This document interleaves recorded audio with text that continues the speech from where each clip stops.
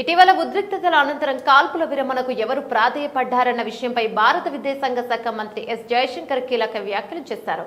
Operation సింధూర్గా ఒక సైనిక చర్య అని కాల్పుల విరమణకు ఎవరు పాల్పడ్డారో సుస్పష్టంగా పేర్కొన్నారు.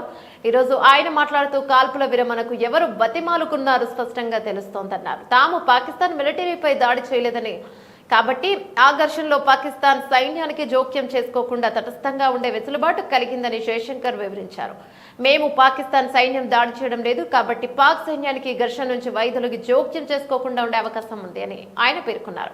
ఘర్షణ సమయంలో భారత్ కలిగించిన నష్టం, పాకిస్తాన్ కలిగించిన నష్టం గురించి కూడా ఆయన ప్రస్తావించారు.